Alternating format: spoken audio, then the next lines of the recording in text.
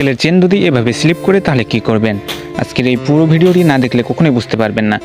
সাইকেলের চেন ক্ষয় হওয়ার কারণ হচ্ছে মূলত ফ্রি হুইল আর চেন ক্ষয়ের যাওয়ার কারণে। তো ফার্স্ট অফ অল যদি ফ্রি হুইল চেঞ্জ করতে পারেন তাহলে মোটা অঙ্কের টাকা খরচ করতে হবে। আর আপনারা কখনো ফ্রি হুইল চেঞ্জ করবেন না, ফ্রি হুইলের সাথে পুরো গ্রুপ সেটটাকে চেঞ্জ করে নেবেন। অ্যান্ড ফ্রি হুইল চেঞ্জ করলে চেনটাকেও চেঞ্জ করে নেবেন, কেননা একটা একটা করে চেঞ্জ করলে অনেক টাকা লাগবে, খরচ লাগবে এবং মিস্ত্রি খরচ লাগবে, যে কারণে পুরো গ্রুপ সেটটাকেই বদলানো লাগবে।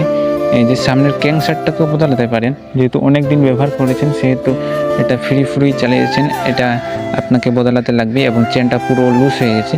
আর আমি বলে রাখছি, চেন কখনো টাইট করার কাজ করবেন না, কেননা চেনটি টাইট করলে অনেক পরিমাণ সমস্যা হবে সাইকেল চালানোর সময়। এবং এই যে আমি প্রথমে চেনটাকে পরিষ্কার করে নেব, এটা করার পর দেখবো ভালোভাবে কাজ করতেছে কি নাকি স্লিপ করতেছে কি না। অ্যান্ড এই যে সামনের ফ্রি হুইলে যত পরিমাণ ময়লা লেগেছিলো সেটা ভালোভাবে পরিষ্কার করে নিচ্ছি। অ্যান্ড আজকের ভিডিওটা আমি বলে দিচ্ছি, আজকের ভিডিওটি এই যে ফ্রি হুইল অ্যান্ড ক্র্যাঙ্কসেট এবং চেন এইসবগুলোই চেঞ্জ করার চেষ্টা করবেন। আজকের ভিডিওটি কেমন লেগেছে অবশ্যই কমেন্ট করে জানাবেন, আর কোনো যদি প্রশ্ন থাকে অবশ্যই কমেন্ট করবেন, আর ভিডিওটি লাইক দিয়ে চ্যানেলকে সাবস্ক্রাইব করে রাখবেন। ধন্যবাদ।